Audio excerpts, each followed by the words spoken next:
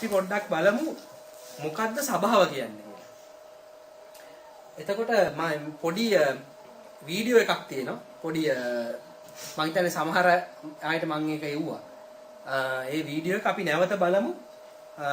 මේක ඉංග්‍රීසි වලින් තියෙන්නේ. ඔයගලන්ට තේරෙයි. එහෙම නැත්නම් තේරුම් නැත්නම් පස්සේ මම මේ ගැන තමයි අද දවසේ කතා කරන්නේ. අපි මොහොතකට මේ වීඩියෝ එක බලමු. මේක විනාඩි 10ක විතර වෙලාවක් යන හොඳට අවධානයෙන් මේක අහගන්න. අපිට පුළුවන් මේකට මේ If someone asked you to describe church just using the Bible, like you're not allowed to use any of your experiences, just use the Bible and explain church to them, what would you say?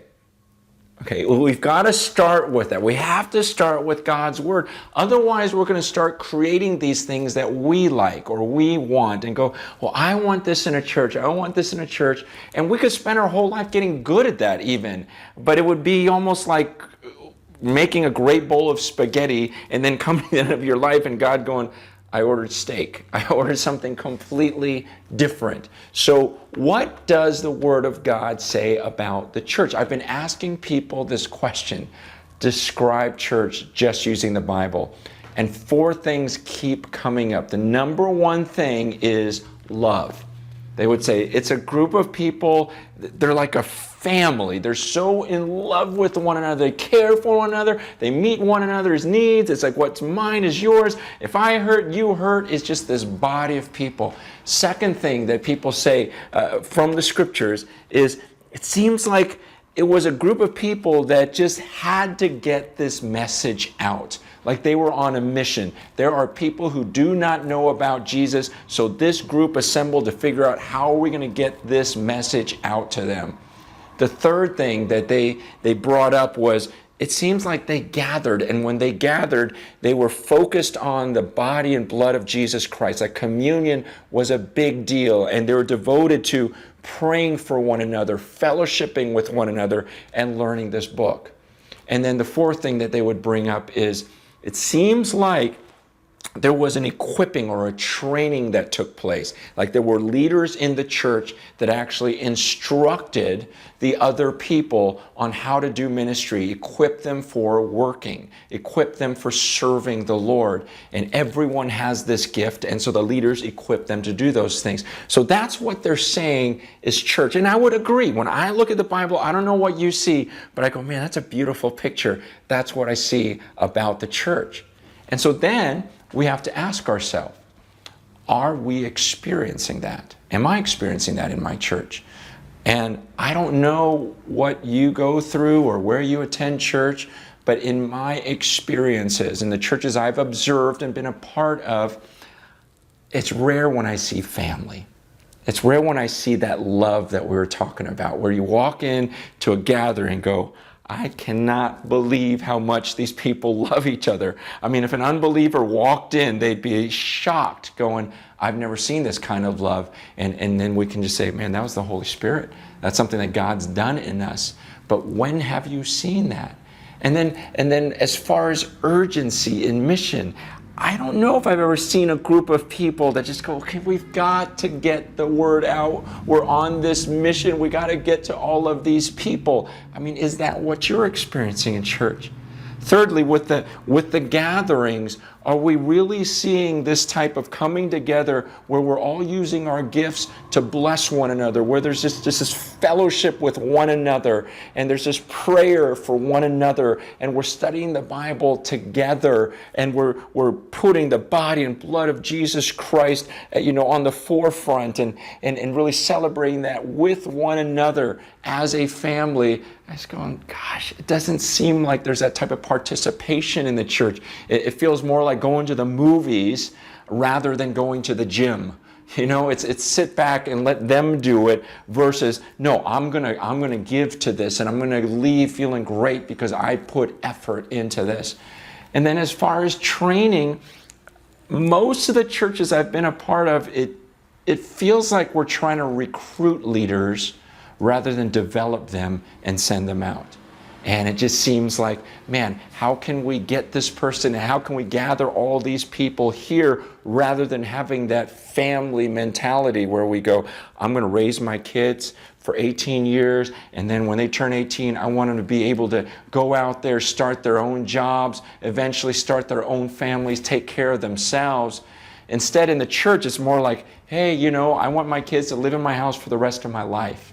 It's like, no, we got to put that pressure on them. We got to train up these leaders, all these sheep that God's given you. The goal is, let me raise them to stand on their own 2 feet and even start their own ministries. And so when we looked at the shortcomings of church experiences that we had, we said, you know, something has to change. It's not optional. And it's not like we have all these answers now. It's just saying we've got to experiment. We've got to just try something different. Maybe there's something in the way that we structure that would enable us to prioritize the things we see in Scripture. This has to be done. It has to change. So we said, okay, let's start a church. Let's start a new church. But let's put aside all those assumptions that we started with last time. Like when we start a church, we usually assume that means we need a preacher, a good preacher, right? How do you start a church without that? We need a building. We need a guy that leads a few songs. We need a youth pastor. We need a children's pastor. You know, we go down this road and go, okay, no, I don't see that in here. What do we need to start with? We need to start with people who are followers of Jesus who say, you know what? We will love one another like a family, and we will focus on this mission of getting the message of Jesus Christ and spreading His love to those who don't know it. And you know what? We are going to gather to train one another up, to build one another up, so that we can go out and really obey this word. And so by doing that, we said, okay, let's be careful not to get distracted by these other things. And what do we want to do? What is the form that this church is going to take? And one of the first things we decided was, let's meet in homes. Let's meet in homes, because this will enable us to actually know each other, care for each other, and live like a family. Let's meet in house. This will also keep us from getting distracted by salaries, because you can shepherd 10 to 20 people without a salary. You can work a full-time job, and all we're saying is build into 3 or 4 people who will in turn build into 3 or 4 people. And so we're not distracted by that. We're not distracted by a building. You know, we have homes, so let's use those, and let's just focus on loving each other. Success is how much did we practically love each other throughout the week.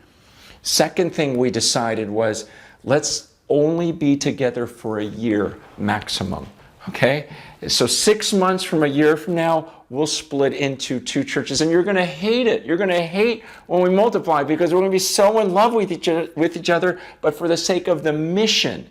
If we don't just determine we're going to divide and multiply, we're going to want to stay together forever, and we'll become this ingrown church, and we'll just be about each other and not about the mission that God called us to. And so it puts this great pressure of, you know what, I've got to be prepared. We're going to be dividing and multiplying and reaching the rest of the people. Third thing we decided was, let's read through the Bible together. Let's read through the Bible in a year. We'll read the same passages every day, and what this causes is now the focus is on the Word itself rather than a messenger. Now when Sunday comes, we've already talked throughout the week about the passages that we studied. And so Sunday, you don't have this dire need for 45 minutes of instruction. Feed me everything I can from the Bible. I've already studied it for myself. I've learned to study, and I've fellowshipped over it. So now we can share what we've learned. And so we can just give a short little teaching and spend the majority of our time on Sundays praying for each other, really expecting results, and celebrating the Lord's Supper together. Let's prioritize. And God wanted us to get together just to remember His Son, and we can fellowship and share a meal together. It's that type of gathering.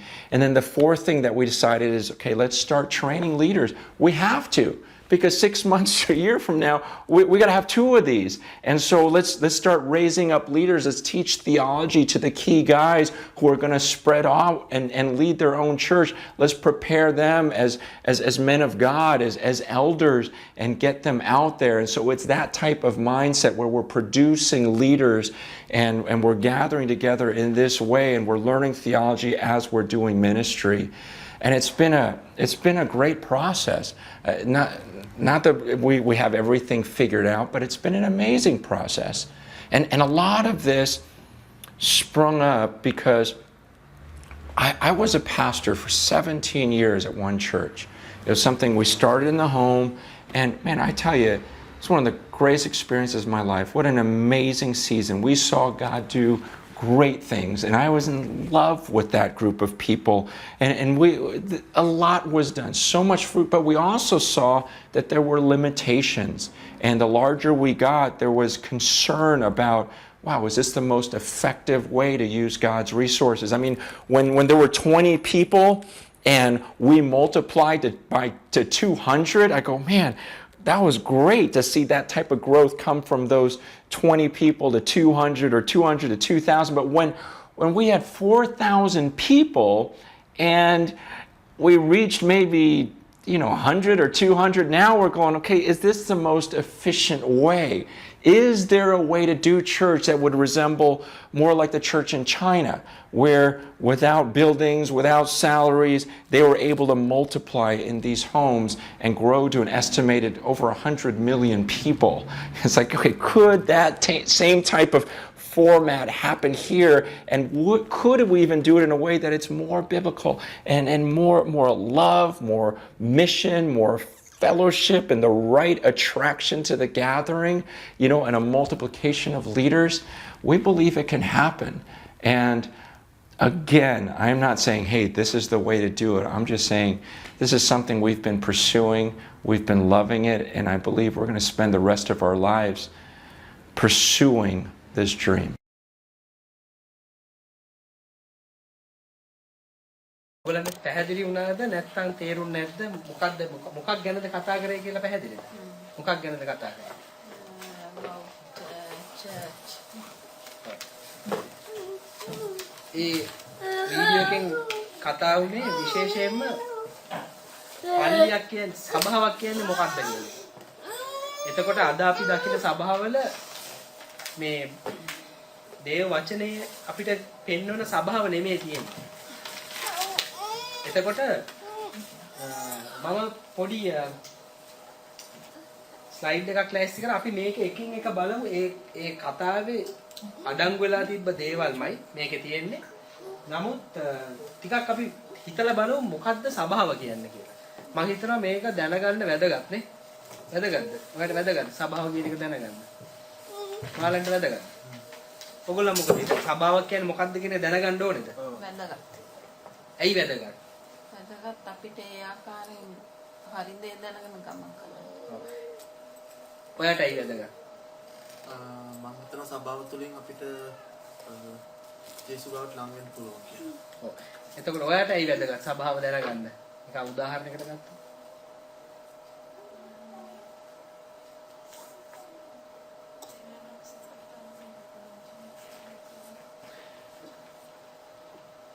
පොදු කාරණාවක් තමයි දැන් මෙතන දෙවියන් වහන්සේ තුරට ලං වෙන්න පුළුවන්. දෙවියන් වහන්සේ තුරට ලං වෙන්න සභාවක් අත්‍යවශ්‍යමද? නෑ. සභාවක් අත්‍යවශ්‍ය නෑ. හැබැයි ඇයි සභාව කියන එක ගැන දැනගන්න එක වැදගත් අපිට? සභාවේ ෆෙලෝෂිප් එක මේ එකමුතුභාවයේ සභාව කියන එක ගැන දැනගන්න වැදගත්. අපි මේ ඉරිදට එන්නේ එතනටනේ. ඇයි මේ එන්නේ කියන එක දැනගන්න ඕන. නේ? අපි මෙතනට එන්නේ පුරුද්දකටද නැත්නම් මොකක් හරි නීතියක් පිළිපදින්නද? එහෙම නැත්නම් අපි ඇයි මෙතනට එන්නේ? මොකද්ද මේ එකමුතුව? කියන එක අපි දැනගන්න ඕනේ නේ. ඒතකොට ඒක තමයි අද අපි පොඩ්ඩක් කතා බහ කරන්න යන්නේ. ඒතකොට පළවෙනිම කීවෙච්ච දෙයක් තමයි සභාවක මුලින්ම තියෙන්න ඕන කාරණාව මොකද්ද? සභාවේ සමාජිකයෝ අතර ආදරය කියන එක. එතකොට අපේ දකින්න සභාවල ඒක තියෙනවද? ඒකද පළවෙනි කාරණාව. පළවෙනිම කාරණාව සභාවක වෙන්න ඕනේ. සභාවේ එන හැමෝම එකිනෙක කෙනාට ආදරෙන් කරන්න ඕනේ. ඒක පළවෙනිම කාරණාව සභාවේ. ඊළඟට දෙවෙනි කාරණාව තමයි අපි සභාවක තියෙනවා මිෂන් එකක්. අරමුණක්. ඒ අරමුණ තමයි ක්‍රිස්තුස් වහන්සේගේ සුභාරංචිය ප්‍රකාශ කරන එක. සුභාරංචිය එන අයට කියන එක. ඊළඟ කාරණාව තමයි අපි තාත්තා කිව්වාගේ එකමුතුකම. එතකොට අපේ හෝලි කමියුනියන් අපි මේ රාත්‍රී භෝජනය සිහි කරන එක. එතකොට යාඥාව. එතකොට දේව ප්‍රශංසාව වර්ෂිප් එක. ඊළඟට වැදගත්ම කාරණාව තමයි මේ එන සෙනගව පුහුණු කරන්න ඕනේ ඒගොල්ලන් නායකත්වයක් ගන්න. මේ දේම තව තැනක එයාට තනියම පටන් ගන්න. නැත්තම් මේක වෙන්නේ එකම තැන සෙනග ගොඩ ගැහෙන නිකන් මාකට් එකක් වගේ වෙනවා. නේ? එක තැන නිකන් ඒතකොට මේක පිරලා පුපුරලා යනවා. ඒක නෙවෙන්නේ. අපි සභාවකින් වෙන්න ඕනේ පළවෙනි කාරණා හතරේ එකක් තමයි නායකයෝ බිහි කරන්න ඕනේ සභාවේ. එතකොට මේ නායකින්ව එළියට යවන්න ඕනේ. ඒගොල්ලෝ ගිහිල්ලා තනියම තව කට්ටියකට මේ සුභාරංචිය දෙන්න, මේ ආදරය ප්‍රකාශ කරන්න, මේ ෆෙලෝෂිප් එක පවත්වන්න, කමියුනියන් ගන්න එයාව ශක්තිවත් කරන්න ඕනේ. ඒතර මේ කාරණා හතර වැදගත්ම කාරණා හතරක්. සභාවක වෙන්න ඕනේ. අපි මුලින්ම බලමු මොකද්ද චර්ච් එකක් කියන්නේ කියලා. සභාවක් කියන්නේ මොකද්ද? මේ චර්ච් කිය එහෙම නැත්නම් මේකට මේ ග්‍රීක වචනේ හරියටම කියන්නේ එක්ලීසියා කියලා. එක්ලීසියා තමයි මේ චර්ච් එක නැත්නම් සභාව කියන වචනේ ග්‍රීක ඔරිජිනල් වචනේ. එතකොට මේකේ තේරුම මම ඔයාලට කියවන්නම් ඒකේ තේරුම හරියටම. ඒක කියන්නේ an assembly, congregation. එහෙම නැත්නම් කියනවා the whole body of Christ. එතකොට මේකේ තේරුම ක්‍රිස්තුස් වහන්සේව විශ්වාස කරන අයගේ එකමුතුව කියන එක. පල්ලියක් කියලා කියන්නේ. සභාවක් කියන්නේ උන්වහන්සේ විශ්වාස කරන අයගේ මොකද්ද? එකමුතුව. එතකොට මේක මුලින්ම සඳහන් වෙන්නේ බයිබලයේ මැතිව් පොතේ. මැතිව් 16-18 වෙනි පදයේ කියනවා උන්වහන්සේ කියනවා on this rock I will build my church කියලා. ඒක පේදුරුතුමාට කියනවා පේදුරු උඹ පර්වතය මේ පර්වතයේ පිට මාගේ සභාව මම ගොඩනගනවා. එතකොට සභාව ගොඩනගන්නේ කවුද? ඒකේ කියනවා මේ පර්වතයේ පිට මාගේ සභාව. ඒ කියන්නේ ක්‍රිස්තුස් වහන්සේ මේ කතා කරන්නේ. මාගේ සභාව මම ගොඩනගනවා. ඒක කවුද සභාව ගොඩනගන්නේ? කවුද මම කියලා එතන කියන්නේ? ජේසු. අපි නෙමෙයි සභාව ගොඩනගන්නේ. හොඳට ඔළුවට ගන්න. දැන් මේක වැදගත් නේද? සභාව ගොඩනගන්නේ ඔයාලවත් මේ පාස්ටර්වත් කවුරුවත් නෙමෙයි සභාව ගොඩනගන්නේ. සභාව ගොඩනගන්නේ ක්‍රිස්තුස් වහන්සේ. එතකොට ඊළඟට කියනවා දැන් ඊළඟට එන දේ තමයි දැන් සභාවක දැන් අර වීඩියෝ එකේ කිව්වේ අපි මේක කට්ටිය එකතු වෙලා ලොකු ස්පැගටි බෝල් එකක් වගේ එකක් හදනවා. හදලා දෙවියන් වහන්සේට ඔප්පු කරාම දෙවියන් වහන්සේ කියනවා මම ඉල්ලුවේ ස්පැගටි නෙමෙයි මම ඉල්ලුවේ ස්ටේක්. එතකොට පැහැදිලිද? එතකොට මේකේ ඉගෙන ගන්න දෙයක් තියෙනවනේ. අපි මොනවද මෙතන ඇවිල්ලා එකතු වෙලා කරන්න කියන එක. එතකොට අනිත් කාරණාව තමයි හැමෝට සාමාන්‍ය ඕනම කෙනෙක්ට හිතට යන එකම දේ පල්ලිය ගොඩනැගිල්ලක් තියෙනවා. එතකොට ඊළඟට පාස්ටර් කෙනෙක් ඉන්නවා. නේ? එතකොට එක්කෙනෙක් දිහා ඔළුව යොමු වෙනවා මුලින්මනේ.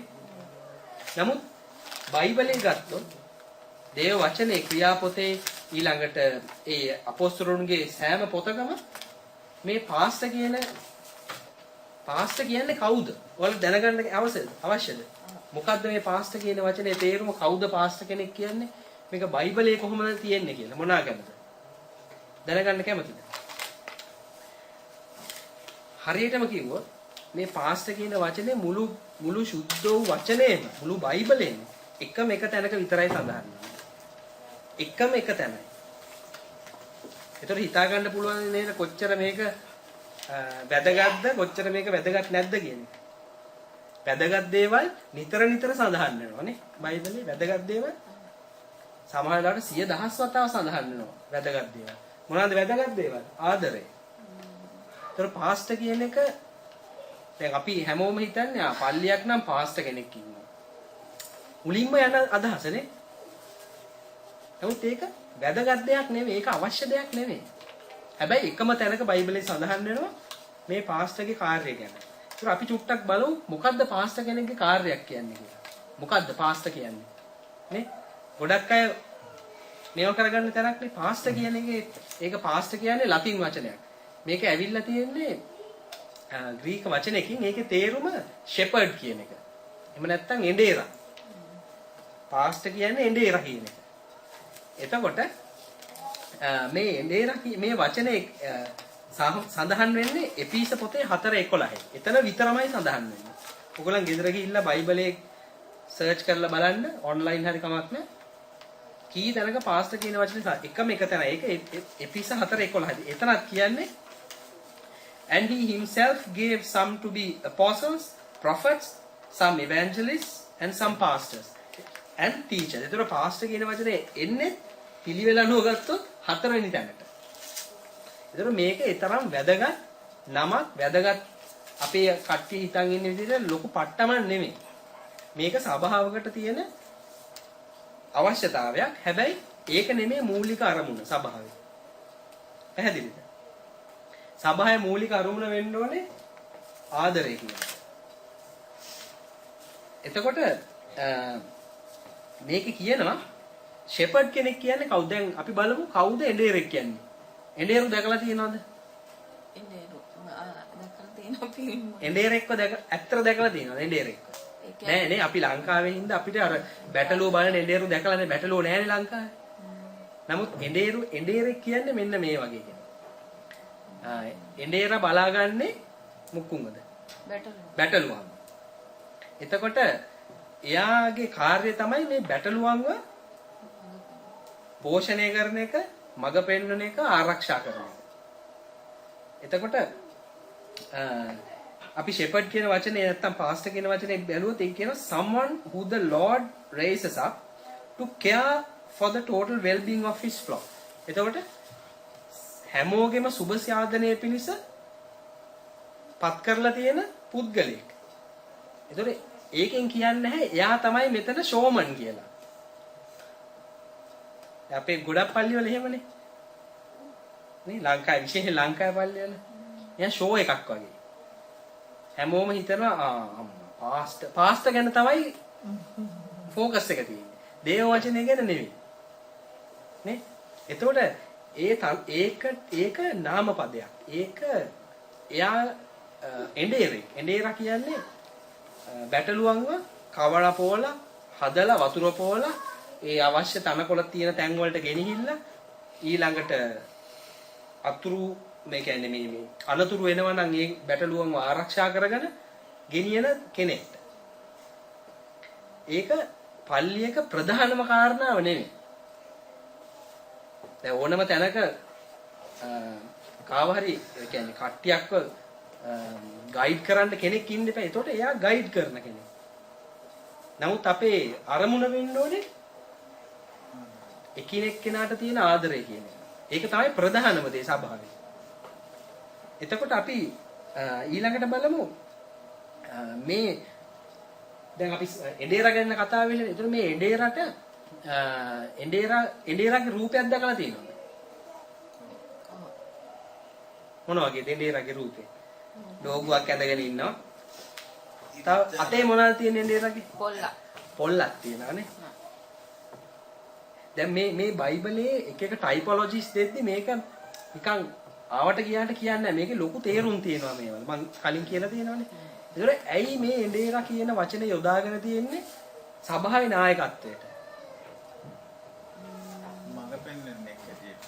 මඟ පෙන්වන්නේ තමයි ඊට වැඩිය දෙයක් තියෙනවා. හරි. මෙන්න මෙහෙම උදාහරණයක් හිතන්න. ඔයාලා ෆාම් එකක් සල්ලි දීලා ගන්නවා. එක එක්කෙනා හිතන්න. බැටළුව ෆාම් එකක්. හරි. ඔයා බැටළුව ෆාම් එකක් සල්ලි දීලා ගන්නවා. ඔයාට අපි තුමු බැටළුව 100ක් ඉන්නවා. බැටළුව 100 බලා ගන්න ඔයා කෙනෙක්ව ගන්නවා. එඬේරෙක්ව වැඩට ගන්නවා. එඬේරට කියනවා මෙන්න මගේ බැටළුව ටික ඔයාගේ වගකීම තමයි මගේ බැටළුව ටිකව බලා ගන්න එක.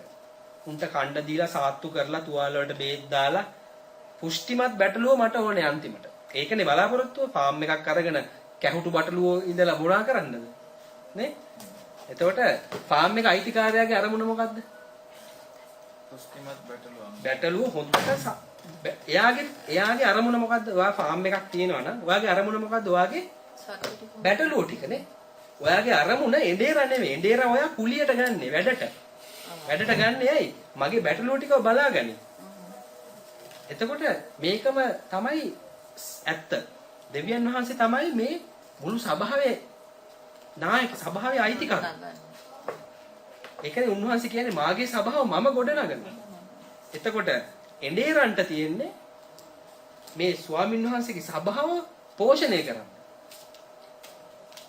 පැහැදිලිද? හොඳට මේ පින්තූර පැහැදිලිද? එතකොට මේ ෆාම් එක හිතන්නේ එහෙමනම් මේ සේන දේව සභාවේ අයිතිය දෙවියන් වහන්සේගේ. උන්වහන්සේ තමයි බොස්.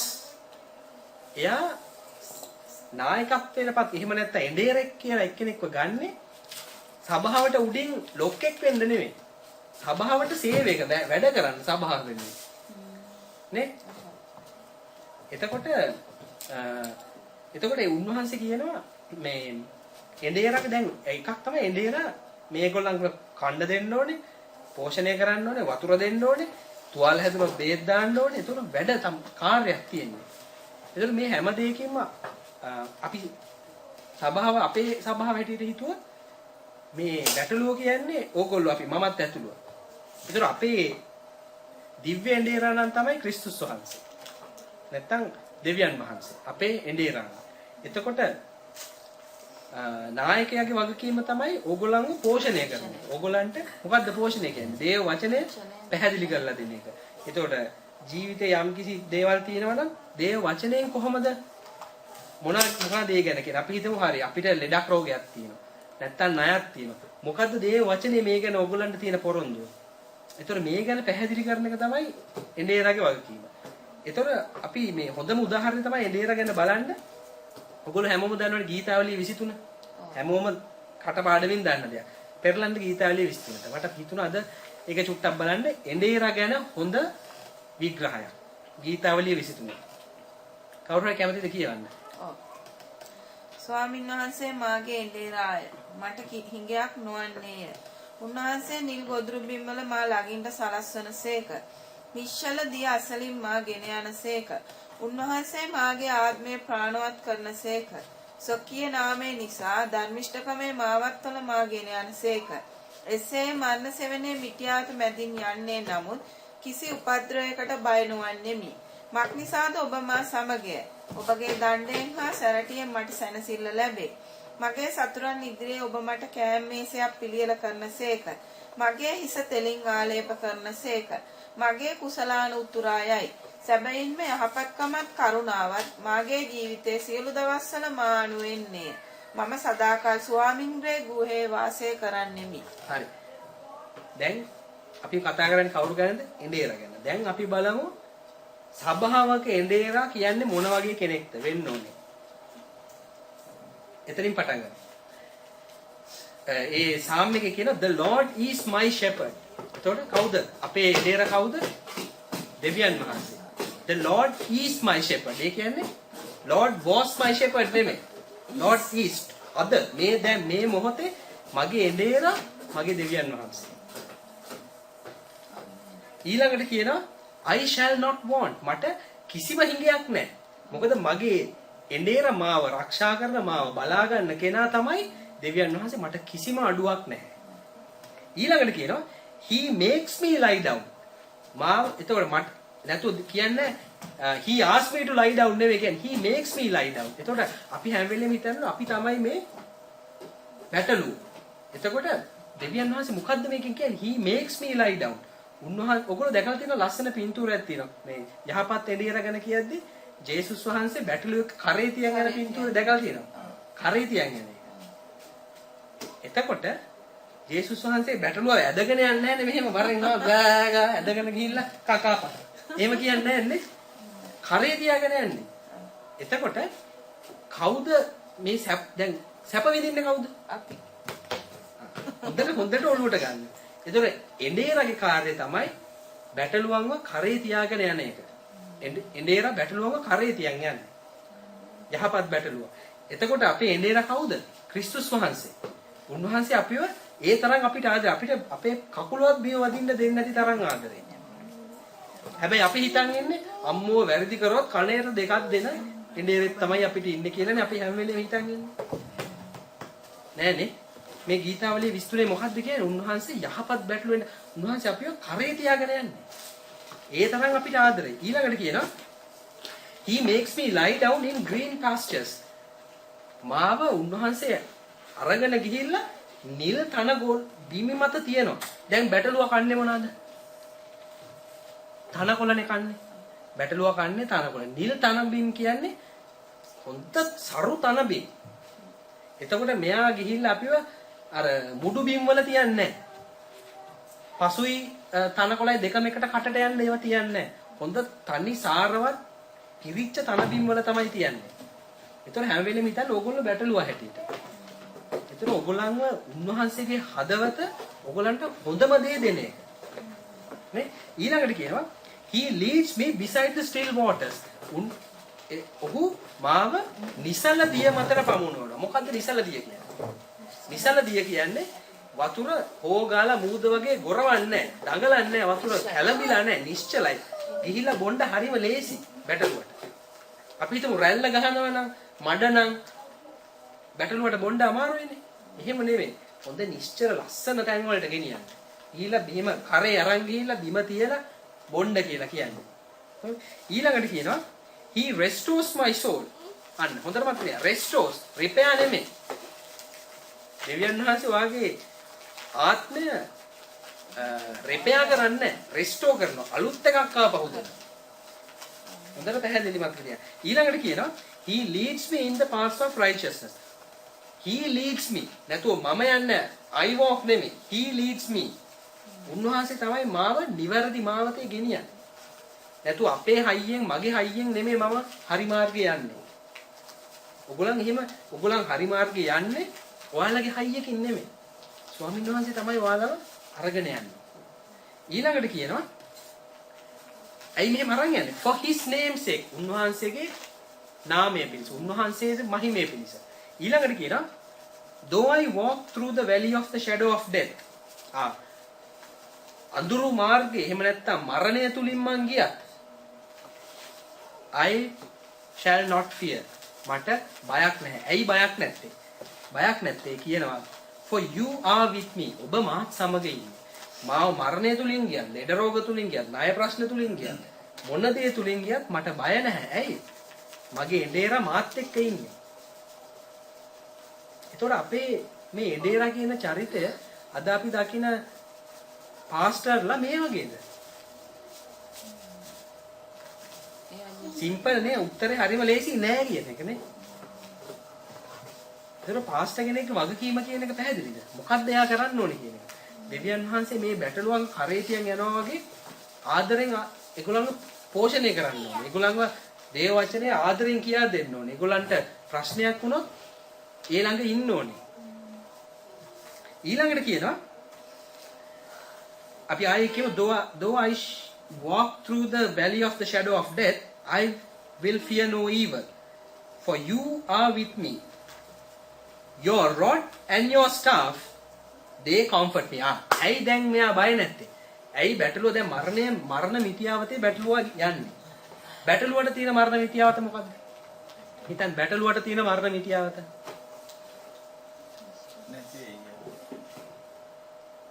එකක් නැති වෙයි කියලා හිතමුකෝ. තව නැති වෙනවා කියන එක මරණ බය එන්නේ නැහැ නේ.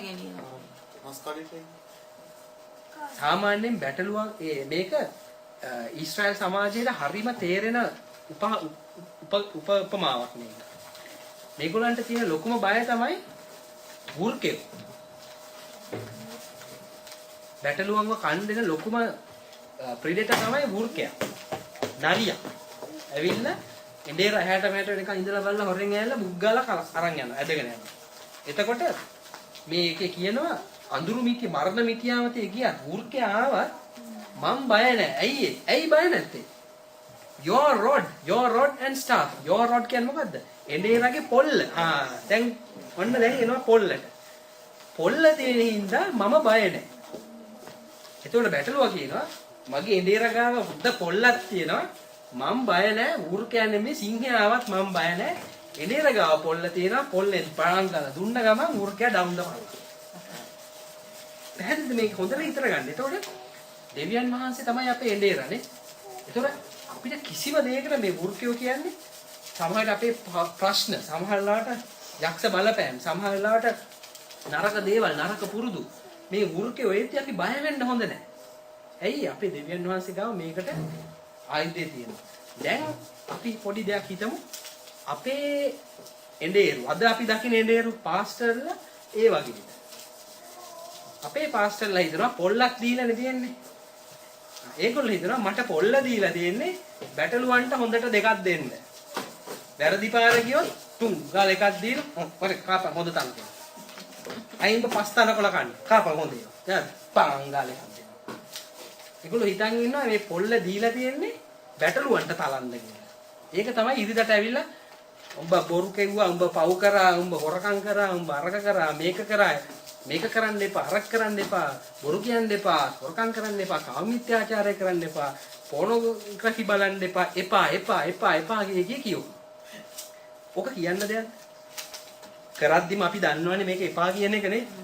ඕන චූටි ළමයෙක් දන්නවා නරක දෙයක් කරොත් ඒක හොඳ නෑ කියන්නේ. ඒතකොට මේ ඉරිදා දවස තියෙන්නේ මෙතනට නැගලා පෑම් ගාලා ගහගෙන යනවා ඉන්න සෙට් එකට. නේ? ඒතකොට මේ පොල්ල දීලා තියෙන්නේ ගහන්න නෙවෙයි. මේ බැටළුවට ගහන්න නෙවෙයි. එන වෘකයට ගහන්න. පැහැදිලිද? එතකොට අපි අද දකින සභාවල වෙන්නේ මොකද්ද? සභාපාලකයා ඉරිදට ඇවිල්ලා පොල්ල අරගෙන එන බැටළුව ටිකට හොඳට නෙලාගෙන යනවා. නේ? කවුරු හරි බොරුවක් කියලා ආරංචි වුණා නම් එදා දේශනාව බොරුව ගැන. අපි අහලා තියෙනවනේ මේ වගේ දේවල්. බොරු කියන්න එපා. බොරු කිව්වම දෙවියන් වහන්සේ දඬුවම් දෙනවා. එතකොට මොකද වෙන්නේ? බැටළුවා හිතනවා අම්මෝ එන භයානක දෙවියන් නෙමෙයි ඉන්නේ. දෙවියන් වහන්සේ මගේ ෆාම් එකේ අයිතිකාරය එන භයානකයි. මට පොඩ්ඩක්වත් ආදරේ නැහැ. හැබැයි ඇත්ත ෆාම් එකේ අයිතිකාරයාගේ හදවත මොකද්ද? ඇයි මේ එඬේරව කුලිය දීලා ගත්තේ? ඔබ මගේ බැටළුවන් හොඳට බලාගන්න. හොඳට කණ්ඩ දීපන් නිල් තන බිම් වල තියපන් වතුර හෙලවෙන්නේ නැති වතුර බොන්න දීපන්. එච්චරවත් මහන්සි කරන්න කැමති නැහැ. නමුත් බැටළුවා හිතනවා ඇයි මූට ගහනවනේ. ගහන්නෙත් කොහමද? බයි පස් තනකොළකයි. කාපන් හොඳ තනකොළ. උඹගේ මේ මෙයා කියලා තියෙන්නේ මට උඹට හොඳට දෙකක් දෙන්න කියලා. පස් තනකොළ කෑවා. නේ? ඒතකොට බැටළුවා මොකද හිතන්නේ? අපෝ මගේ ස්වාමියා වැරදි කරොත් ගහන ස්වාමියෙක් තමයි මට ඉන්නේ. ඇයි බැටළුවා මේ එඬේර එහෙමනේ කියන්නේ? හැබැයි ඇත්ත මොකද්ද? අපේ දෙවියන් වහන්සේ එහෙමද? අපි වැරදි කරත් අපිට සමාව දෙන තැනන් වහන්සේනේ. ඒතකොට ඇයි අපි මෙච්චර අපිට පළවෙනියම ඔළුවට එන දේ තමයි පව්. පව් වලට බයයි. අපි පව් වලට බය වෙන්න ඕනේ. පව් නොකර ඉන්න ඕනේ. නමුත් පව් නොකර ඉන්න මාර්ගය මොකද්ද? අපේ දෙවියන් වහන්සේගේ ආදරය තේරුම් ගන්න එක මුලින්. මේකයි සබහායේ පළවෙනිම අරමුණ ප්‍රේමය කියන්නේ. මොකද්ද ප්‍රේමයේ පළවෙනිම දේ තමයි දෙවියන් වහන්සේගේ ප්‍රේමය අත්දකින්න. පැහැදිලිද දැන් මම කියන්න අන කාරණා. අපි දෙවියන් වහන්සේගේ ප්‍රේමය අත්දැකොත් අපි දන්නවනම් අපේ පියාණන් වහන්සේගේ හදවත අපිට කොයි වගේද? අපි කොච්චර පව් කරත් උන්වහන්සේ අපිව අතහරින්නේ නැහැ. ඒතර ඇයි අපි මේකට බය? අපිට එඬේර දීලා තියෙන පණිවිඩේ හරි පණිවිඩයක් නෙවෙයි. කියලා තියෙන්නේ උඹ වැරදි කරොත් ඔන්න පොල්ල තියන් ඉන්න දෙනවා උඹට කියලා බය කරලා තියෙනවා. ඒතර අපේ දෙවියන් වහන්සේ බය වෙන්න ඕන දෙවියන් වහන්සේ කෙනෙක් නෙමෙයි. උන්වහන්සේ ආදරයෙන් පිරිච්ච තනන් වහන්සේ කෙනෙක්. නේ? එතකොට ඊළඟට කියනවා අපි මේ දෙවියන් වහන්සේගේ ආදරය තමයි පළවෙනි. ඊළඟට අපි මේ උන්වහන්සේගේ ලබන ආදරය අපි අනිත් අයටත් බෙදා දෙන්න. ඒක තමයි මේ සභාවේ පළවෙනිම කාරණා. අපි දැන් ටික දෙනයිනේ මෙතන ඉන්නේ. අපි ටික දෙනාගේ පළවෙනි කාරණාව තමයි අපි උන්වහන්සේගෙන් ආදරය ලබා ගත්තාම අපිට පුළුවන් තව කෙනෙක්ට ආදරය දෙන්න. නේ? අපිට නැති දෙයක් තව කෙනෙක්ට දෙන්න බෑනේ. අපි ගාව ආදරේ නැත්තම් අපි නිකන් අර මොනවාද කියන්නේ? ස්ටින්ජි වෙලා නිකන් මුස්පේන්තුවෙක් වගේ ඉන්නවනම් අපිට තව කෙනෙක්ට ආදරය කරන්න බෑනේ. ඒතර අපේ මුස්පේන්තු ගතිය නැති වෙන්නේ කොහොමද? උන්වහන්සේගේ ආදරය අපි දේව වචනය තුලින් අත්දකින්න. ඒතර ඒක තමයි එඬේරගේ රාජකාරිය. ඔයාගේ ස්වාමියා මෙන්න මේ වගේ හොඳ ස්වාමියෙක් කියන එක ඒ පණිවිඩය දෙන එක. ඒතකොට එඬේර හරි පණිවිඩය දුන්නාම බැටළුව බය නැහැ. බැටළුව දන්නවා වෘකයාවත් එඬේර ගාව බහන්නේ තියෙනවා. මේක තියෙන්නේ මට ගහන්න නෙමෙයි වෘකයට ගහන්න. ඒතකොට බැටළුව බය නැහැ.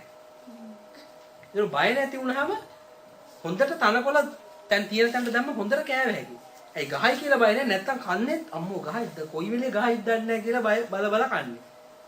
නේ ඔයගොල්ලන් නේ අපි යම් කිසි හොඳ දේවල් කරද්දිත් අපි බයයි. අම්මෝ මේක හරියටද කරන්නේ වැරදියටද නේ? ඉතින් තව කොහෙද නරකක් කරන්න කියන්නේ. හැම වෙලේම බය කියන එක අයින් කරන්න. ඔයගොල්ලන්ට බය වෙන්න කිසිම කාරණාවක් නැහැ. ඇයි ඔයගොල්ලන්ගේ එඬේර ඒ තරම් ශක්තියක්. ඊළඟට පළවෙනි එකේ අණු අංකයේ දරුවා a family who loves Jesus Christ and loves each other. ඒක අපි දැන් මේ කතාවේ මුලින්ම අපි ක්‍රිස්තුස් වහන්සේ ගැන උන්වහන්සේගේ ආදරයෙන් අපි පිරෙන්න ඕනේ. ඊළඟට අපි ඒ ආදරය අනිත් කාටත් බෙදා දෙන්න ඕනේ. ඊළඟට කියනවා care for each other. එකිනෙක කෙනා ගැන හොයන්න. එකිනෙක කෙනාගේ සුබ සාධනය ගැන හොයන්න. හොඳට ඉන්නවද? හොඳට ප්‍රශ්න මොකක් හරි කරදරයක්ද? අපිට උනාද කරන්න පුළුවන් උදව්ව. නේ? අපි ටික දෙනෙක් ඉන්න නිසා අපිට ලේසි මේ දේවල් කරන්න. එතකොට අපේ ගොඩක් සබාවල ඕක වෙන්නේ නැහැ. එන්නේ කේලමක් හොයාගෙන යන්නේ. එක්කෝ එන්නේ අද කාටද එඬේර පහර දෙන්නේ කියලා බලන් යන්න එන්නේ. එක්කෝ එන්නේ අද කාටද එඬේර පහර දෙන්නේ කියලා බලන් යන්න එන්නේ. එතකොට අපි කියන අද දුන්නේ අරුට තමයි. එතකොට මේවා තමයි කතා වෙන්නේ නේ සභාවල. මුළු ගහලා කියන්නේ අද නම් පාස්ටර් දුන්න අරුට හොඳ ඌට තමයි ඒ දුන්නේ. නේ? හැබැයි අපි කතා වෙන්නේ මොකද්ද? ඔයා අසනීපයක්ද? ඔයාට ප්‍රශ්නයක්ද? මුදල් අගහිඟකමක් තියනවාද? අපි කොහොමද ඔයාට උදව් කරන්නේ? මේවයි කතා වෙන්න ඕනේ සභාවල. මොකද්ද ඔයාගේ යන ප්‍රශ්නේ මේ දවස්වල? අපිට කියන්න අපිට පුළුවන් උදව් කරන්න. නේ? අපි පොන්චි කණ්ඩායමක් කියන අපි මේ දේ පටන් ගමු. ඒකයි මේ දේවල් හරිම වැදගත්. අපි සභාවක් කියන්නේ මේවා තියෙන තැන. නැතුව මෙතන ඇවිල්ලා ෂෝ එකක් වගේ මියුසිකල් ෂෝ එකක් තියෙනවා. ඊළඟට පොඩි දේශපාලන කතාවක් කරනවා. ඊළඟට තේ එකක් බීලා ගෙදර යන එක නෙමෙයි. නේ? අපි එක එක්කෙනාට කොහොමද ආදරය කරන්නේ? අපිට දැන් අපි හිතනවා නම් හරි. මාලන්ට ප්‍රශ්නයක් තියෙනවා. එතකොට අපි හැමෝම මාලන් මොකද්ද ප්‍රශ්නේ? අපි කොහොමද උදව් කරන්නේ? මොකද්ද ඔයාලට අවශ්‍ය? මොනවද කරෙන්න ඕනේ? නේ? ඒක තමයි සභාවේ එකිනෙක කෙනාට දක්වන ආදරය. අපි එක් එක්කෙනා ගැන හිතනවා කියන එක. නේ? හරි. ඊළඟට කාරණාව තමයි අපිට තියෙනවා මිෂන් එකක්. අපිට තියෙනවා අරමුණක්. අපිට මිෂන් කියලා මොකක්ද සිංහලෙන් කියන්නේ? මේ කාර්යභාරයක් තියෙනවා. මොකද්ද කාර්යභාරය? ක්‍රිස්තුස් වහන්සේගේ සුභාරංචිය ප්‍රකාශ කරන්නේ. මොකද්ද සුභාරංචිය කියන්නේ? සුභාරංචිය කියන්නේ අපේ ගැලවීම. උන්වහන්සේ අපේ පව් වෙනුවෙන් උන්වහන්සේ මේ මිල ගෙවලා ඉවරයි. පාපේ ණය. ඒතර අපිට අර බැටළුවා නිදහසේ ඉන්නවා වගේ අපිට නිදහසේ ඉන්න තමයි උන්වහන්සේ මේ දේ කරලා තියෙන්නේ. අපිට ඒ බ්ලෙසිං එක අත්දකින්න මේ ආශිර්වාදය අත්දකින්න. ඒතර අපි දැනගන්න ඕනේ පළවෙනිම කාරණාව තමයි අපි ගැලවීම ලැබපු ගාම අපිට අයිතිය මොකද්ද? උන්වහන්සේගේ ආශිර්වාද හැම පැත්තකින්ම. අපිට මුදල් පැත්තෙන් වෙන්න පුළුවන් සෞඛ්‍ය සම්පන්න භාවයෙන්. එතකොට අපේ පෞල් ජීවිතේ හැම පැත්තම ආශිර්වාදය. ඒතර මේ දේ ඊළඟට අපි දැනගන්න දේ තමයි අපි මොන රාජධානියේද ඉන්නේ? අපි ඉන්නේ දෙවියන් වහන්සේගේ රාජධානියේද? එහෙම නැත්නම් යක්ෂයාගේ කොටසේද? අපි ඉන්නේ දේව රාජධානියනේ. අපේ එඬේර දෙවියන් වහන්සේ. එතකොට අපි ඉන්නේ එයාගේ කොටසේ. ඒතර මේක සන්තෝෂ වෙන්න කාරණාවන්නේ. ගොස්පල් කියන්නේ සුභාරංචිය. දැන් අපි හිතුව මෙහෙම පව් කරොත් දෙවියන් වහන්සේ දඬුවම් දෙනවා. සුභාරංචියක්ද? ඇයි අපි පව් කරනවනේ අපි දන්නවනේ අපි පව් කරනවා කියලා. නේ? කාටද කියන්න පුළුවන් මම හෙට පව් කරන්නේ නැහැ කියලා. බෑනේ කියන්නේ. මොකක් බොරුවක් හරි කියනවා. එක්ක නරක හිතුවිල්ලක් හරි එනවා. තරහ හරි යනවා. තරහ කියන්නේත් පාපයක්. නේ? අපි කාට හරි ගැරන්ට් කරලා කියන්න බෑනේ මම පව් කරන්නේ නැහැ. එහෙම පුළුවන් නම් ප්‍රශ්නයක් නෑ. එහෙම බෑනේ කියන්නේ. අපි හැමද හෙටත් කරනවා අනිද්දාත් කරනවා මරණකම්ම පව් කරනවා. හැබැයි අපි ගහනවා කියලා දැනගත්තොත් අපි බය ගොඩ නැගෙනවා. නමුත් අපි දැනගත්තොත් උන්වහන්සේ අපිට ආදරේ අපි කොච්චර වැටුණත් එයා අපිව නැගිටලා ගන්නවා අපිව කරේ තියන් යනවා කියලා අපි පව් කරන එකෙන් අයින් වෙනවා. නේ? අපිට තේරුම් ගන්න බැරි දෙයක් තමයි මේක. මිනිස්සු හිතනවා උන්වහන්සේගේ කරුණාව ඕනාට වැඩිය කියලා දුන්නොත් මිනිස්සු පව් කරයි. නෑ ඒකේ අනිත් පැත්ත වෙන්නේ. මිනිස්සු හොඳ මාර්ගයට එනවා. යහපත් වෙනවා ජීවිත. එතකොට ඒක තමයි සුභාරංචිය කියන්නේ. සුභාරංචිය කියන්නේ මොකද්ද? මගේ පව් වලට ක්‍රිස්තුස් වහන්සේ වන්දිය ගෙවලා ඉවරයි. මට නිදහසේ ජීවත් වෙන්න තැන් උන්වහන්සේ ඒ දේ කරලා තියෙනවා. එහෙනම් මම නිදහසේ උන්වහන්සේගේ ආශිර්වාද භුක්ති විඳිනවා. පැහැදිලිද? ඊළඟ කාරණාව තමයි මේ අපිට තියෙන අයිතිය, මේ අපිට තියෙන ආශිර්වාදේ තව අයටත් ගන්න පුළුවන් කියන එක. මේ ලෝකේ හැමෝටම පුළුවන් මේ අපි විඳින, අපි අත්දකින නිදහස, අපි අත්දකින ආශිර්වාදය අත්දකින්න. ඒතර අපි යාළුවට කියනවා ක්‍රිස්තුස් වහන්සේ විශ්වාස කරන්න. උන්වහන්සේට පුළුවන් ඔයාලව ඔය අඳුරු මාර්ගයෙන් ගලවලා හොඳ මාර්ගයට ගන්න. උන්වහන්සේ කියලා තියෙන්නේ විශ්වාස කරන්න කියලා විතරනේ. 아무තු බොරු මේ ලොකු වැඩ කරන්න කියලා නෑනේ. නේ? විශ්වාස කරන්න විතරයි තියෙන්නේ උන්වහන්සේ. මොනවද විශ්වාස කරන්නේ? උන්වහන්සේ මගේ පාප වලට මිල ගෙව්වා. උන්වහන්සේ කුරුසේ දිවිපිදුවේ මගේ පාප වෙනුවෙන්. එතකොට උන්වහන්සේ දිවිපිදීම තුලින් මගේ ආත්මය නිදහස් කරලා මට දෙවියන් වහන්සේගේ ආශිර්වාද සෑම දෙයකටම අයිතිය ලබා දුන්නා කියන එක. ඒක තමයි සුභාරංචිය, good news. ඊළඟට කියනවා තුන්වෙනි කාරණාව තමයි අපි මේ එකතු වෙන ප්‍රධාන කාරණාවක් තමයි උන්වහන්සේගේ රාත්‍රී භෝජනය සමරන එක. උන්වහන්සේව සිහි කරන එක. කමියුනියන්, හෝලික් සුද්ධ වූ මොකක්ද ඒකට කියන්නේ? කමියුනියන් කියන්නේ රාත්‍රී භෝජනය. එතකොට ඊළඟ කාරණාව තමයි ෆෙලෝෂිප්. අපි එක එක්කෙනා සමග සුහදතාවය. අපි එක එක්කෙනා ගැන කෙයා කරන එක. ඊළඟට එකක් තමයි යාඥාව. අපි එක එක්කෙනා වෙනුවෙන් යාඥා කරන එක. ඒ වගේම දෙවියන් වහන්සේට ප්‍රශංසාව, දේව ප්‍රශංසාව. ඊළඟට මෙතන කියනවා අපේ පළවෙනිම කාරණාවක් වෙන්න ඕනේ සභාවේ උන්වහන්සේගේ මේ බිඳිච්ච ශරීරය සහ මේ රුධිරය. ඒ ගැන තමයි අපේ ફોකස් එක තියෙන්න ඕනේ. මොකද ඒ තුලින් තමයි අපිට මේ හැම දෙයක්ම අයිති. නැත්තම් අපි කෙලින්ම අපායට යන්න ඉන්න සෙනග කොටසක්. හැබැයි අපි ওই මාර්ගයෙන් ගලවලා ස්වර්ගයට යන මාර්ගයට දාන්න හේතුවනේ මොකද? උන්වහන්සේගේ මේ බිඳිච්ච ශරීරයයි ඒ වැගිරපු ලේයි. ඒතර ඒක තමයි අපේ අංක 1. ඊළඟට අපිට දීලා තියෙන ආශිර්වාද. එහෙම නැත්නම් මේක සමහර විට සුද්ධාත්ම දීමනාවක් වෙන්න පුළුවන්. එහෙම නැත්නම් මොන හරි අපිව බ්ලෙස් වෙලා තියෙන අපි හිතමු අපි එක්කෙනෙක්ව මාළන්ව බ්ලෙස් කරලා තියෙනවා මුදල් අංශයෙන්. ඕගොල්ලන්ව බ්ලෙස් කරලා තියෙනවා යම්කිසි තවත් අංශයකින්. තව කෙනෙක්ට සුද්ධාත්ම දීමනාවක් තියෙනවා රෝගීන් සුව කරන්නේ. ඒතර මේවා අපි එක එක්කෙනාගේ සුභ සිද්ධිය පිණිස පාවිච්චි කරන්න ඕනේ. නේ? use gifts to bless each other. අපි එක එක්කෙනාට ආශිර්වාදයක් වෙන්න මේවා පාවිච්චි කරන්න ඕනේ. ඊළඟට තියෙනවා මේ දේව වචනය එකමුතු වෙලා ඉගෙන ගන්න ඕනේ. ඒක ප්‍රධාන කාරණාවක්. දේව සභාවක දේව වචනේ අපි ඉගෙන ගන්න ඕනේ එකමුතු වෙලා. ඊළඟට කාරණාව තමයි equipping others for leadership. අනිත් අය මේකේ තවත් අවශ්‍යම කාරණාවක් තමයි මේ වගේ නායකයෝ තව බිහි කරන්න ඕනේ. එඬේරගේ වගකීමක් තමයි තව එඬේරු ගොඩ නගන එක මෙතන ඉන්න. ඒතකොට ඒගොල්ලන්ට පුළුවන් තව තැනකට ගිහිල්ලා තව පිරිසකට එඬේරෙක් වෙන්න. නැතුව මේක මම පාස්ටර් උඹලා සෙනග මට සෙනග ගොඩක් ඕනේ කියන එක නෙමෙයි.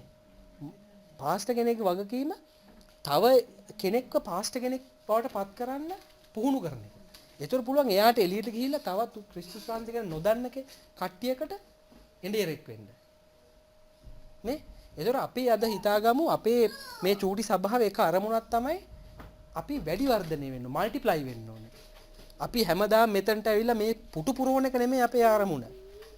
අපේ අරමුණ එළියට ගිහිල්ලා ක්‍රිස්තුස් වහන්සේ ගැන දන්නේ නැති අය උන්වහන්සේ ගැන කියා දෙන්න එක. හැබැයි ඒක කියා දෙන්න මුලින්ම අපි දැනුවත් වෙලා ඉන්න ඕනේ. අපි ශක්තිමත් වෙලා ඉන්න එපයි. පැහැදිලිද? එතකොට මේ කාරණා තමයි සභාවක අත්‍යවශ්‍ය කාරණා. ප්‍රශ්න තියෙනවද මොනවා හරි?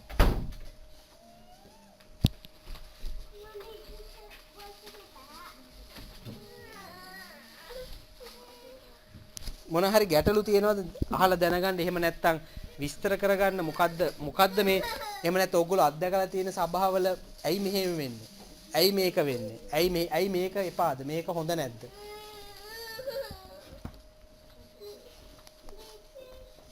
ගැටලු තියෙනවද මොනවා හරි?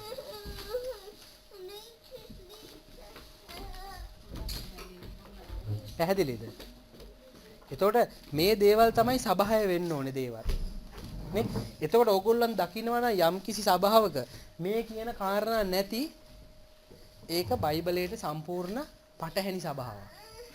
ඒගොල්ලෝ කරන්නේ ස්ටේක් වෙනකොට ස්පෙගති හදනවා.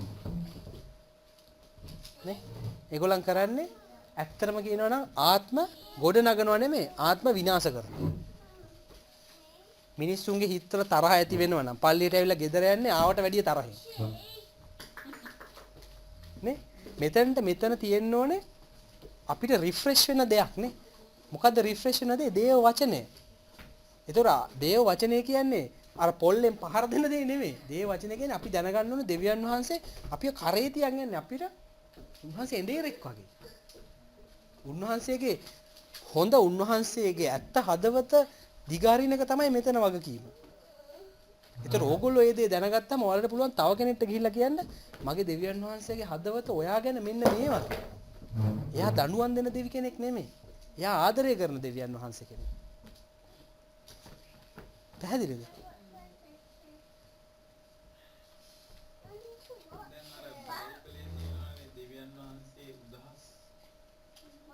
දෙවියන් වහන්සේගේ උදහස තියෙනවා. දෙවියන් වහන්සේගේ උදහස හොඳට මතක තියාගන්න. උදහස් උනේ දෙවියන් වහන්සේ පරණ ගිවිසුමේ. අලුත් ගිවිසුමේ ක්‍රිස්තුස් වහන්සේ බිලි පූජාව උන්වහන්සේ බිලි පූජාවක් හැටියට උන්වහන්සේම කුරුසයේ යාගයක් හැටියට ඔප්පු කරයින් පස්සේ උන්වහන්සේ දෙවියන් වහන්සේගේ උදහසක් ඕගොල්ලන්ට එන්නේ නැහැ. හොඳට මතක තියාගන්න. දෙවියන් වහන්සේ ඔයාලා එක්ක උදහස් වෙන්න දෙවියෙක් නෙමෙයි. කවුරු හරි කියනවා නම් දෙවියන් වහන්සේ උදහස්. ඒ කියන්නේ එයාගේ බයිබලය ගැන දන්නේ නැහැ. දෙවියන් වහන්සේ උදහස් වෙන්නේ නැහැ. ඔයගොල්ලෝ කොයිතරම් ඔයගොල්ලෝ මම එක දවසක් පැහැදිලි කරලා දුන්නේ පොඩි උදාහරණයකට මේ දෙවියන් වහන්සේගේ හදවත මොන වගේද? හොඳම උදාහරණය තමයි නාස්තිකාර පුත්‍රයාගේ උපමාව. නාස්තිකාර පුත්‍රයා මොකද කරන්නේ? ඔක්කොම විනාශ කරලා ගෑනු එක්ක දඟලලා වියදම් කරලා කරන්න පුළුවන් කුණු වැඩ ඔක්කොම කරලා ඌරන්ගේ කෑම කකා ඉදි මතක් වෙනවා මගේ තාත්තගේ සේවකයෝ ගාව මීට වැඩිය සැප තියෙනවා. ඒතර එයාගේ අරමුණ මොනවා ගැනද? සැප තාත්තගේ සේවකයෝ ගාව තියෙන සැප ගැන. නමුත් තාත්තගේ හදවත ගැන නෙමෙයි. පැහැදිලිද? හොඳට මතක තියාගන්න. ඒතර ඕගොල්ලන් කවුරු හරි කියනවා නම් දේව උදහසට ලක් වෙනවා. දෙවියන් වහන්සේ දඬුවම් කරනවා පාපයට. නාස්තිකාර පුත්‍රයාගේ උපමාව ගන්න. ඒ තාත්තා ඒ පුතා එදි දඬුවම් කරාද? නෑ. පුතා එන්නත් කලින් තාත්තා දුවලා ගිහිල්ලා බදාගෙන සපත්තු දාන්න කියලා අලුත් ලෝගුවක් අන්දන්න කියලා ඇඟිල්ලට මුද්දක් දාලා. ඒතර පැහැදිලිද? දෙවියන් වහන්සේ උදහස් වෙන්නේ නැහැ ඔයගොල්ලන් එක්ක. උන්වහන්සේගේ උදහස උන්වහන්සේ නීතිමය විදිහට. ඒකයි අපි කියන්නේ righteously දෙවියන් වහන්සේගේ උදහස සුද්ධ වූ ලෙස උන්වහන්සේ ක්‍රිස්තුස් වහන්සේගේ ශරීරය මත මුදා හැරියා. ඇයි උන්වහන්සේ අපේ හැම පාපයක්ම උන්වහන්සේ කුරුසයේදී අරගත්තා. එතකොට දෙවියන් වහන්සේගේ උදහස නිකුත් කරේ කාටද? කා මතටද? උන්වහන්සේගේම පුත්‍රයා වෙතට. එතකොට එහෙම නැත්තම් ඒ කියන්නේ එහෙම කියන කෙනෙක් කියනවා නම් ඒ කියන්නේ ක්‍රිස්තුස් වහන්සේ එදා කුරුසයේ කරපු පූජාව වැඩක් නැහැ කියන එකනේ කියන්නේ. දෙවියන් වහන්සේ මටත් ගහනවා නම් එහෙනම් ජේසුට ගහපු එකේ තේරුමක් නැහැනේ. නේ? පැහැදිලි නේ? මේක ඇත්තක් බොරුවක් නේද? මේක දෙවියන් වහන්සේ උදහස් නැහැ. උදහස පරණ ගිවිසුමට තියන්න. අලුත් ගිවිසුමේ අපි ඉන්නේ අපේ පාපය වෙනුවෙන් ක්‍රිස්තුස් වහන්සේ ඒ පේමන්ට් එක ගෙවලා ඉවරයි. නේ? උදාහරණයක් හැටියට ගත්තොත් දැන් ඔයාලා අර මං එක දවසක් කිව්වේ බැංකුවට ණය නම් පවුම් 5000 ණය නම් ක්‍රිස්තුස් වහන්සේ කරේ පවුම් මිලියනයක් ගෙවුවා බැංකුවට. ඒතකොට බැංකුවට පුළුවන් ද ඔයාලට වෙනුවෙන් නඩු දාන්න? හරිනම් බැංකුව ඔයාලා ගාවට එන්න ඕනේ. ඔයාලට දෙයක් දෙන්න ඕනේ නේ. ඇයි ඔයාලා නිසා බැංකුව එන්රිච් වෙලා දෙන්නේ. ඒතර කවුරු හරි කියනවා නම් අද දෙවියන් වහන්සේගේ උදහස ඔයාලා පස්සේ එනවා කියලා අමූලික බොරුවක් ඒක. ඒ කියන්නේ ක්‍රිස්තුස් වහන්සේ එදා කරපු දේ වැඩක් නැහැ කියන එක. ඒ පේමන්ට් එකක් නෙමෙයි කියන එක. තව අඩුපාඩු තියෙනවා. තවත් ගෙවන්න ඉතුරු වෙලා තියෙනවා. ඒකනේ අපි ගේ උදහස් වෙන්නේ. නෑ. ඒ ඔක්කොම ඒවා ඔළුවෙන් අයින් කරන්න. දෙවියන් වහන්සේ අද ඕගලන්ට දීලා තියෙන්නේ සෞභාග්‍ය.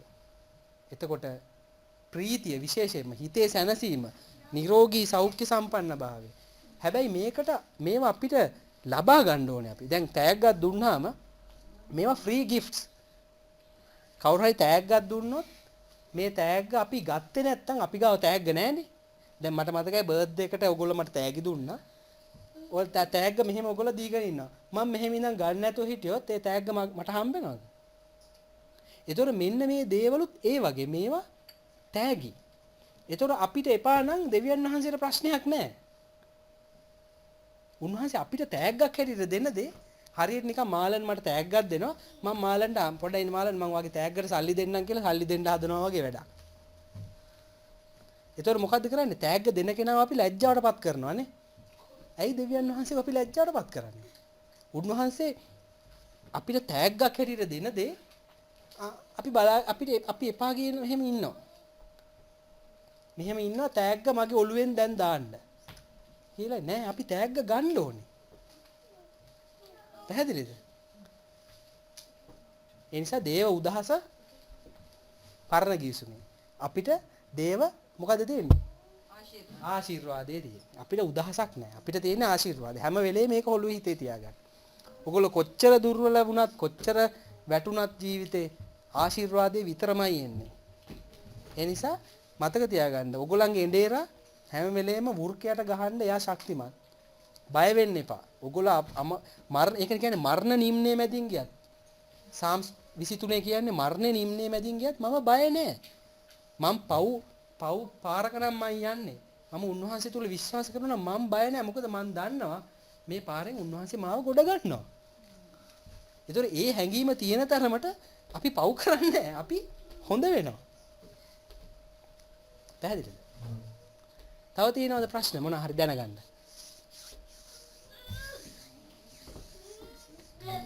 සභාවල් ගැන ප්‍රශ්න තියෙනවද මොන හරි? ඒතර ඔයගොල්ලෝ හැමෝම එකඟ වෙනවද මේ කාරණා ගැන? මේ සභාවක වෙන්න ඕනේ මේවා කියන එක. එතකොට අපි මේ අපේ සභාවේ මේවා අපි පටන් ගමු. මට ඒකයි අද දෙන්න ඕනේ පණිවිඩේ. අපි මේ විදිහට අපේ සභාව හැඩගස්ස ගමු. අපි සභාවේ පළවෙනිම දේ තමයි දෙවියන් වහන්සේගේ ආදරය අත්දකින්න එක. ඊළඟ කාරණා තමයි ඒ අපි අත්දකින්න ආදරය අපි තව අනිත් අය එක්ක බෙදා ගන්න එක. නේ?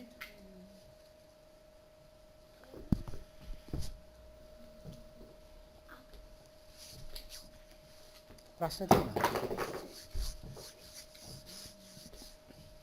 තව පොඩි දෙයක් මට කියන්න ඕනේ මේ ආදරය ගැන කියද්දි. මොකද්ද මේ ආදරේ? සමහරු කියනවානේ දෙවියන් වහන්සේට මං ගොඩක් ආදරේ. අර perfect love අහලා තියෙනවද? perfect love. පරිපූර්ණ ආදරය කියන්නේ මොකක්ද? දේව වචනයේම අපි ගමු පරිපූර්ණ ආදරය කියන්නේ මොකක්ද කියලා. මේක මම බොහොම කෙටියෙන් කියන්න. 1 ජුවාම් 4 මේ පරිච්ඡේදය මේක තමයි ආදරය විස්තර කරන හොඳ පරිච්ඡේදයක් මේක. මොකද්ද මේ ආදරය කියන්නේ? ඒකේ කියනවා in this is love. මේක තමයි ආදරය කියන්නේ. බයිබලයේ ඩෙෆිනිෂන් එක ආදරය ගැන. කැමතිද දැනගන්න? බයිබලයේ ආදරය ගැන තියෙන ඩෙෆිනිෂන් එක. Not that we love God. first පළවෙනිම දේ. අපි දෙවියන් වහන්සේට ආදරය කරන එක නෙමෙයි. but he loved us first. ඒක තමයි ආදරය කියන්නේ. දෙවියන් වහන්සේ අපිට තියෙන ආදරයට තමයි ආදරය කියන්නේ. අපි දෙවියන් වහන්සේට තියෙන ආදරේ පර්ෆෙක්ට් නෑනේ. අපි ආදරේ ඉරිදාට පොඩ්ඩක් ආදරේ සවුන්දට චුට්ටක් බද ආදර අඩුයි. බ්‍රහස්පතින්දා හස්බන්ඩ් වයිෆ් එක රණ්ඩු වුණාම පොඩ්ඩක්වත් ආදරේ නෑ. ඒතර අපේ ආදරේ උඩ යනවා පහළ යනවා එහෙම වෙනවනේ.